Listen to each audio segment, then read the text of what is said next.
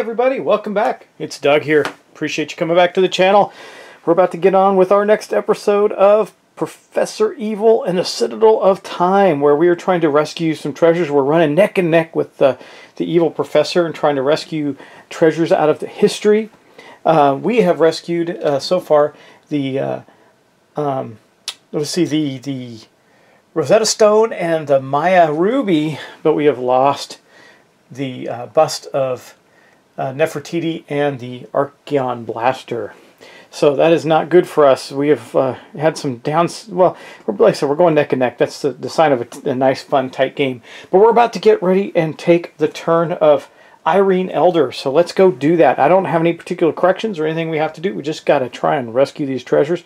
Now, we're in pretty good shape with the Excalibur right now, way up here, because it's the thing we need to do is turn off the saw blades. There are 3 of those. So there's 1, 2, and 3. They are all currently off. That is, or sorry, are they on? No, they're on. I'm sorry, that's not good. So that's not exactly true. We actually have a lot of work to do to get those. We have 1 off. And then the cameras, which we have 1 on there and 1 there. Let's see, what else do we... The data pad, this is on. So we in the locks, a lot of locks are open. We got a lot to do, actually, to get another treasure. It's going to be pretty rough. But the treasures that we have, one of them, this green one, Excalibur, I thought we were doing pretty well with, and now we're not. Hopefully, we'll see. Maybe we can get it done. I don't know. It's going to be a tough one, because we have to make sure the cameras are off and the saw blades. We only have 1 saw blade out of 3 off right now. But we do have some special abilities, things we can do with our guys. So we'll see how that works out. Anyway, let's get busy and take Irene's turn.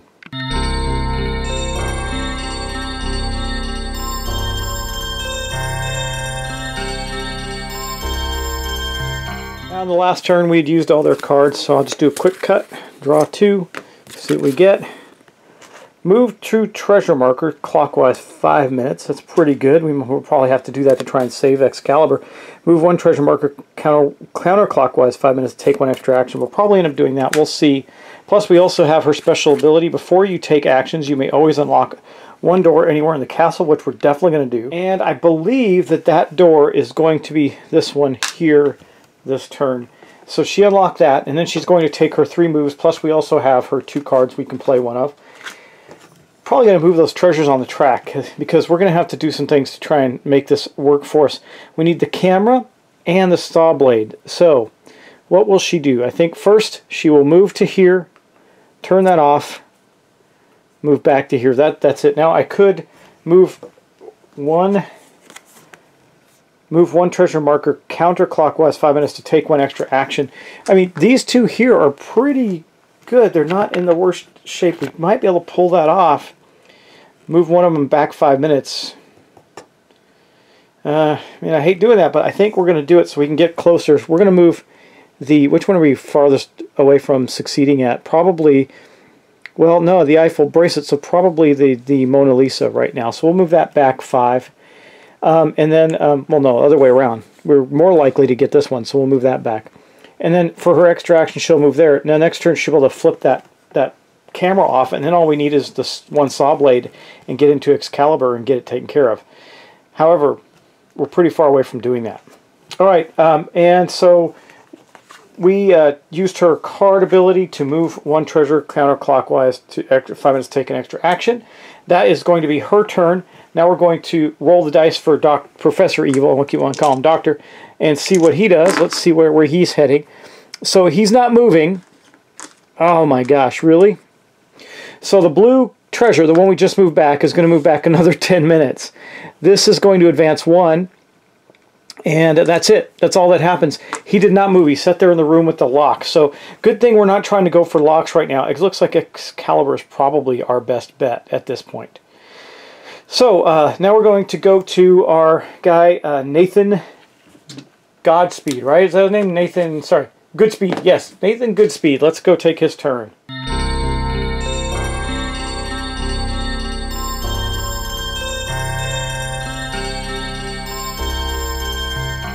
Okay, so here's what we're going to do for Nathan's turn. First off, we're going to shuffle these, but we'll shuffle them a little bit again. Draw his 2 cards, see what he gets. He gets flip a switch on anywhere in the castle to get another move action, or move to the same room as a treasure. That could be useful to us this turn. We'll see. I don't know. Well, so here's what we have to fix. Oh wait, I did need to move over there because we got to get over there, but this is the camera we need to turn off. This one is already off. So anyway, Nathan, what is he going to do? So for his first action, he's going to be doing a lot of hustling, I think. So we're going to do 1, 2, 3 into here, and then he can use his special. Oh, before you take an action, in addition, on your turn, you may flip this tile to take a number of extra move actions. Well, we're kind of in a place where we want to be, unless I can unlock some things. We can move to the same room as a treasure, but that's not going to help us either. Or flip a switch on anywhere to get a move action. Doesn't help us. Really doesn't. Well, you know, I take that back. I take that back. Let's go backwards again, just to be here. So we were here, right? Down here in this part of the castle and try and get everything in there. So here's actually what we're going to do. We're going to use this ability to move to the same room as a treasure. Okay, so we played that card. That's going to pop us up to where Excalibur is. Okay, then we're going to, for our first action, open that door way up there. That would be this door. That's 1, 2, 3. Now we're getting somewhere. Now we're cooking with gasoline. All right, now that is his turn. Now it says, in addition, on your turn, you may flip this card to take any number of move actions, but we can't get into the room that we need to get into. We will be able to next turn, though. And that is going to end. Man, we're really hustling to try and get Excalibur. I think we're screwed, though. I don't think we're going to get it. Because I had no way to, unless he doesn't, well, is there any chance? No, there's no chance that this isn't going to move. So I should have moved that 5 minutes that way. That would have saved us. We're going to lose Excalibur, unfortunately. I just realized it. So next up, I guess we'll make an effort to get the Eiffel bracelet, because we only need the laser grid off. And with that, yeah. That's rough. That's too bad. Well, we'll need the one camera and the laser grid off to succeed at that, but at least we got time. So anyway, let's roll the dice. So I know that we're going to lose that now. Let's see what happens. So again, he did not move. The blue one goes back 5 minutes again. This moves to here. So we are hosed there. We do lose Excalibur, unfortunately. Excalibur goes to the lost slot. And we're going to draw another treasure. Where's this treasure going to be located? In the entrance hall. Okay, so the treasure that will be located at the entrance hall is going to be Atlantean space map. Okay, that's pretty good. I like that one. We got a lot of things already completed for it.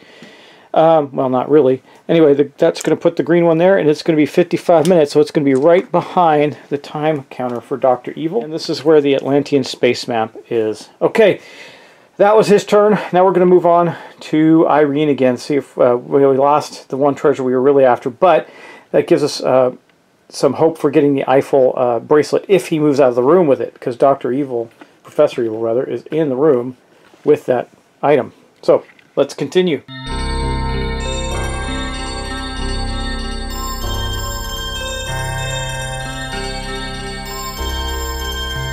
Okay, let's see what 2 cards she can play this turn.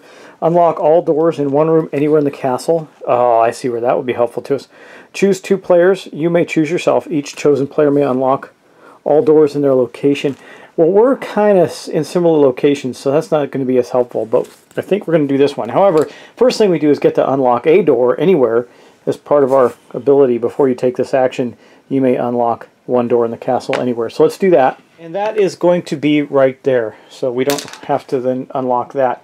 And then we're going to also, we got most of the doors unlocked because he hasn't been moving, so it's kind of interesting. But I will play the unlocked doors. We'll get rid of this one. We'll unlock everything in this room. So now that room is completely open, and we played this card, unlock all doors in one room. So we unlocked all the doors in the ballroom. All right, and then she's going to get her 3 actions. So 1, now we know we need to, do we need to flip this over? This is the data pad. Well, yes, so we might as well. 2, and then 3 will move into the camera room, and that will help us because she can flip over the camera.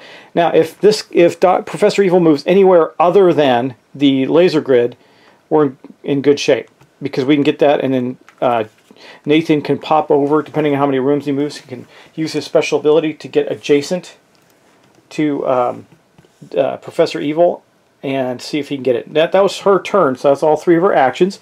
Let's roll the dice and see what we get. He's moving on the blue space. Well, that's better for us, okay? So, well, actually it's not. I mean, I got to tell you, this game is tough. Okay, let me show you what happened here. First off, this moves up, so we're likely to lose that one as well and lose the game. However, he's going to move 2, so he moves here. He's going to lock this door and flip the switch on. So that lock is back on. But then he moves here. No, wait. We're moving blue, right? So we move blue. Yeah, blue. So then he moves here, blocks this door, and turns on the freaking laser grid that we need to turn off to get this, to get that Eiffel bracelet, which we were so close to getting. It's still a possibility. Still a possibility. Anyway, that was Irene's turn, so let's go to Nathan. We could lose the game next round, guys. It's very possible. Okay, so let's draw Nathan's 2 cards and see what we get. Choose 2 players. You may choose yourself. Each chosen player may move to an adjacent room, even through locked doors. The professor cannot lock doors this turn. We'll wait on that. We'll see what we do. Okay, let's go take our actions. Okay, well, so he's going to go 1, 2, and then flip this over to the off position because we need that to get, if we're going to at all succeed. We're not going to succeed. We're going to lose. Okay, we're going to lose, guys. I can't stop the inevitable. I had no way to push back time for this treasure, so we're going to lose the Eiffel bracelet, and that's going to end the game for us. I don't see any other option. Because we have to disable this laser grid down here to be able to get it, and Professor Evil is with it. I mean, that was the ideal move for him to screw us over. If he had done just about anything else, we would have been, except for a move into the vault where the other laser grid was, we could have accomplished something, because I could have moved Nathan to a room adjacent to the professor, which would have allowed us to turn off the laser grid, and then he could have taken his actions to go and collect the treasure. But we couldn't do it. I mean, literally. Okay, so, well, let's play it out. So that was his 3 actions. Choose 2 players. You may choose yourself. Each chosen player may move to an adjacent room. That doesn't help us because the laser grid's still on. So even if I use that ability to move him here, I can't turn this off. I have no way to turn it off like remotely or anything. I think we're just hosed.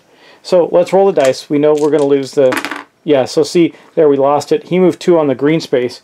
So he would move... Interestingly, he'd move this direction, turn the saws back on. So again, we would have been screwed.